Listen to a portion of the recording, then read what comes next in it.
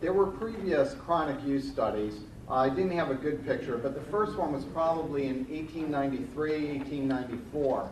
The India Hemp Drugs Commission, as we've heard this morning, basically they went all over India, the British Crown did, to examine the cannabis issue, both its, quote, recreational, medical use, its use as a sacrament in religious practice in India.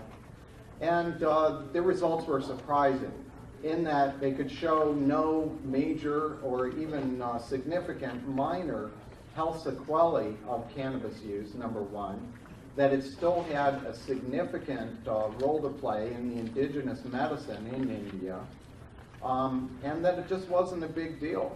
And they saw no reason to make it illegal. Basically, since that time, countless different commissions in different countries have come to the same conclusions, and mostly they've been ignored by their respective governments. In the late 20s, early 30s, there were a series of studies done by the U.S. military in the Panama Canal Zone with basically the same findings. As you know, in 1937, the Marijuana Tax Act came into play. Marijuana was made essentially illegal in this country, and all cannabis preparations fell out of the national formulary in 1942. However, Mayor LaGuardia in New York had the boldness to try to examine the issue because we were being told by Anslinger and other propagandists of the time that marijuana was the assassin of youth and produced reefer madness, was productive of crime, and a whole bunch of other things. So they put together another commission, generally known as the LaGuardia Commission, but this is the actual title. This was published about 1943, and again showed no significant public health risks with cannabis, also no significant problems in its users compared to a control population that did not smoke cannabis. In 1972, the Schaefer Commission reported to President Nixon, and you heard a little bit about that this morning. What is not as commonly recognized was they had some money available, and they funded a number of far-reaching public health studies in the U.S. and abroad to examine the chronic cannabis use issue. Out of this, 3 major books were published. The first here is Hashish, Studies of Long-Term Use, which was done in Greece. In the Greek studies, there were 60 subjects who had smoked hashish for more than 10 years. This was assayed at about 4 to 5% THC, and it was common practice in Greece to mix this with tobacco. What they found after a far-reaching set of investigations were no significant differences between cannabis smokers and non-smokers with respect to a variety of health parameters. So this was published. This is a very hard book to find, and all the others are too. They have virtually disappeared from libraries across the country.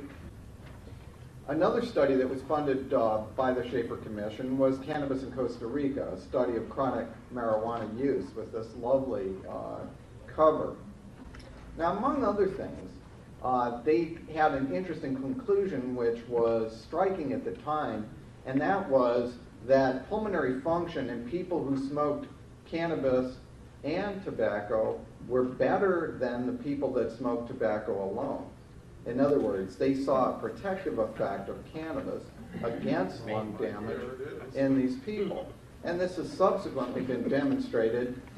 We now know that there is a cytotoxic effect of preventing the development of cancer by THC. Additionally, there are protective effects on lung function, which we'll go into a little bit more.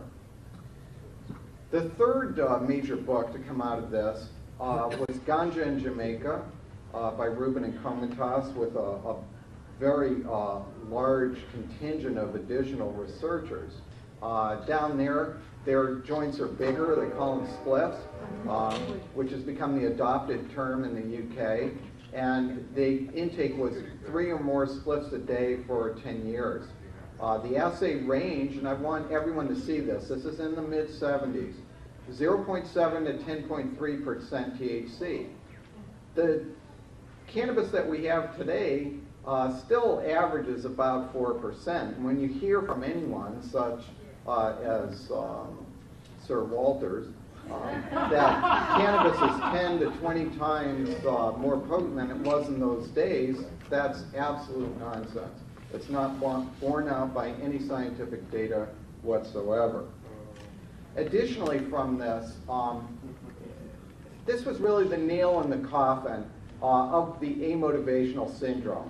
In the late 60s and early 70s, there was this idea that if you smoked too much marijuana, you were going to become a slacker, flunk out of college, and be a ne'er-do-well for the rest of your life. And this myth is, again, still perpetuated today.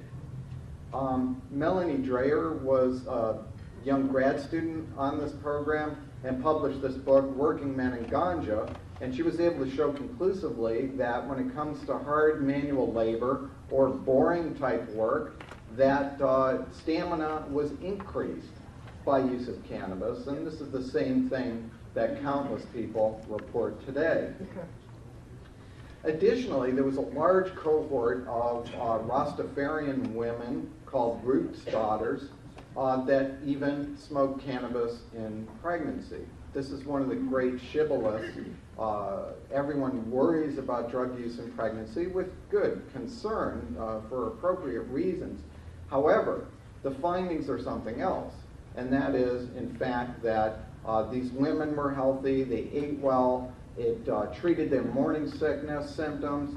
Their babies were not only healthy, but in fact showed developmental gains compared to children of mothers who did not smoke cannabis.